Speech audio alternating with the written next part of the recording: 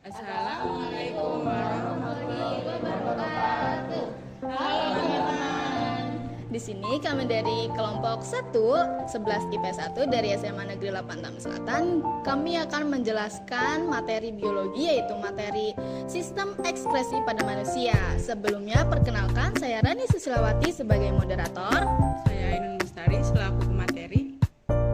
Saya Lia Octavia sebagai pemateri. Saya Muhammad Gibran sebagai pemateri. Saya Jason sebagai pemateri. Baik, langsung saja kita memasuki penjelasan materinya.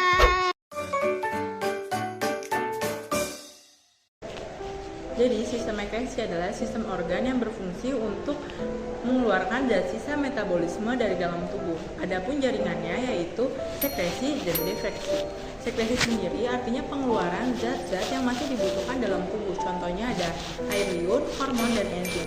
Defeksi adalah pengeluaran zat sisa pencernaan makanan atau yang disebut feses. Adapun fungsi sistem ekskresi adalah membuang sampah metabolisme. Contohnya karbon dioksida dari paru-paru, racun, sampah nitrogen dari ginjal, obat-obatan dari ginjal, keringat dari kulit, dan empedu dari hati. Yang pertama fungsi ginjal. Yang pertama dapat menyaring darah. Yang kedua menjaga ketahanan osmosis darah. Yang ketiga menjaga pH darah. Dan yang keempat menghasilkan urin. Berikutlah contoh gambar dari ginjal. Selanjutnya proses pembentukan urin.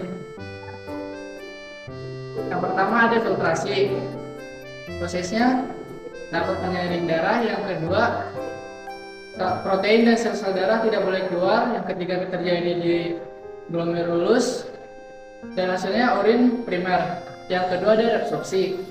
Penyerapan yang pertama penyerapan kembali glukosa dan asam amino. Proses terjadinya di TKP dan hasilnya urin sekunder. Yang ketiga argumentasi. Pengeluaran urin, amino, kreatin dan lain-lain. Proses terjadinya di TKD dan hasilnya urin sesungguhnya. Berikut adalah contoh dari gambar tersebut. Selanjutnya saya akan menjelaskan materi tentang kulit. Di dalam kulit itu terdapat 3 lapisan. Yang pertama itu ada lapisan epidermis, lapisan dermis, dan lapisan hipodermis. Berikut adalah gambar 3 lapisan yang terdapat dalam kulit. Lapisan epidermis itu terdapat 2 lapisan lagi. Yang pertama itu ada lapisan tanduk dan lapisan malpighi.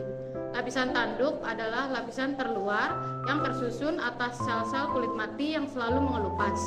Sedangkan lapisan malpighi itu adalah lapisan yang terletak di bagian bawah lapisan tanduk yang tersusun atau sel-sel yang selalu membelah dan sel-sel berpigmen. Yang kedua itu ada lapisan dermis. Di dalam lapisan dermis itu terbagi lagi menjadi 4. Yang pertama ada kelenjar keringat, berfungsi untuk menghasilkan keringat dan bermuara pada pori-pori kulit.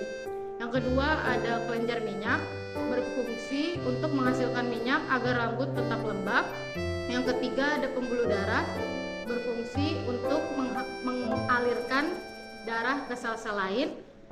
Yang keempat itu ada ujung-ujung saraf, berfungsi untuk saraf penerima rangsang, panas, dingin, nyeri, tekanan, dan sentuhan.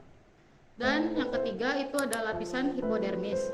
Di dalam lapisan hipodermis terdapat jaringan lemak atau jaringan adiposa yang berfungsi untuk menjaga suhu tubuh tetap hangat dan menyimpan cadangan makanan. Selanjutnya saya akan menjelaskan mengenai kulit. Yang pertama, kulit mengeluarkan ekskresi yang berupa pengeluaran keringat. Yang kedua, keringat berisi garam, urea, dan air. Yang ketiga, selain ekskresi, pengeluaran keringat juga berfungsi untuk menjaga suhu tubuh. Proses-prosesnya yaitu yang pertama suhu tubuh meningkat, yang kedua peredaran darah melebar, yang ketiga panas dihantarkan ke falenjer keringat, yang keempat keringat keluar.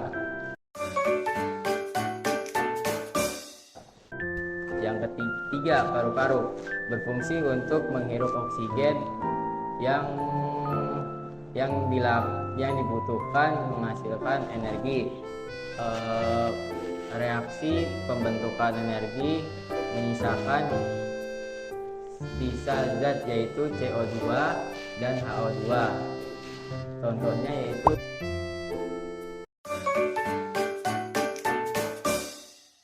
Selanjutnya ada organ hati. Hati adalah kelenjar terbesar dalam tubuh manusia yang berfungsi sebagai penawar racun, merombak sel darah merah, merombak protein, menyimpan gula dalam bentuk glikogen, lalu merubah provitamin A menjadi vitamin A.